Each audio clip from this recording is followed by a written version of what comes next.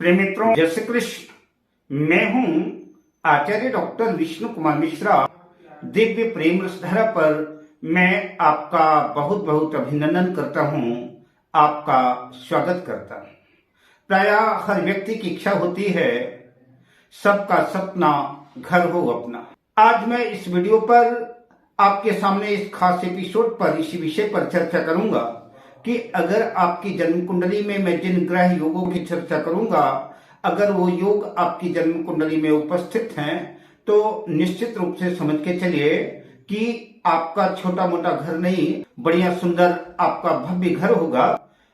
पर विषय क्रम में हम आगे बढ़ें उससे पहले आपसे आग्रह, अगर आपने अभी तक हमारे इस चैनल को सब्सक्राइब नहीं किया है तो प्लीज चैनल को सब्सक्राइब करें, साथ ही नोटिफिकेशन बेल को भी प्रेस कर दें। अगर आप अपनी या अपनों की जन्म कुंडली का बृहद प्रेडिक्शन कराना चाहते हैं या कि किसी भी किस्म का हमसे ज्योतिषीय परामर्श चाहते हैं तो आप स्क्रीन पर फ्लैश हो रहे नंबरों पर आप हमसे संपर्क कर सकते हैं।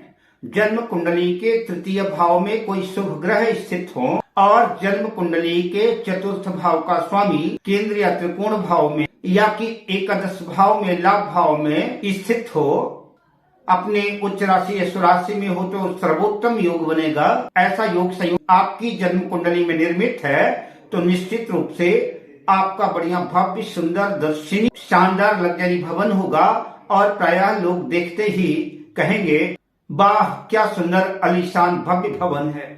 अगले सूत्र की चर्चा करूं तो जन्म कुंडली में लग्न भाव का स्वामी लग्नेश और चतुर्थ भाव का स्वामी चतुर्थेश जन्म कुंडली में बलवान स्थिति में हो, केंद्र त्रिकोण में अपनी उच्च राशि या स्वराशि में हो, चतुर्थेश में या चतुर्थ भाव में देवगुरु बृहस्पति या शुक्र की दृष्टि हो अथवा चतुर्थ भाव के स्वामी की युति शुक्र के साथ हो और उस पर बलवान बृहस्पति की दृष्टि हो, शुक्ल पक्ष के चंद्रमा की दृष्टि हो, बुध की दृष्टि हो, तो ऐसे जातकों का भव्य सुंदर शानदार आलीशान भवन होता है। और कई बार ऐसे जातकों के पास कई सुंदर भवन होते हैं, कई लग्जरी गाड़ियां होती हैं।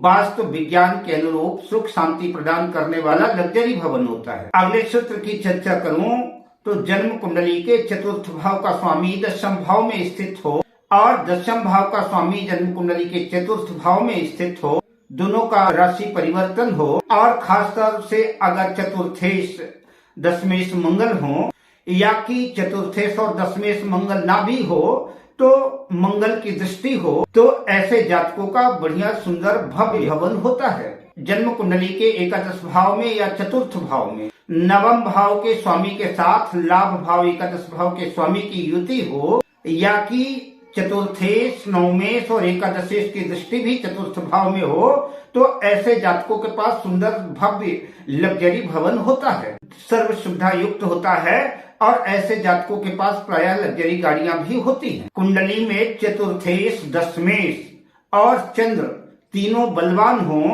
और साथ ही तीनों आपस में मित्र भी हों, तो ऐसे जातकों के पास उनकी सोच से भी बढ़िया शानदार लग्जरी भवन सुंदर भवन होता है। और ऐसे सुंदर दिव्य भवन को देखकर सहज ही अनायास लोगों के मुख से निकल जाता है वाह क्या भवन है। अब मैं आपसे लेता हूं विदा, शुभकामनाओं के साथ। जय श्री कृष्ण।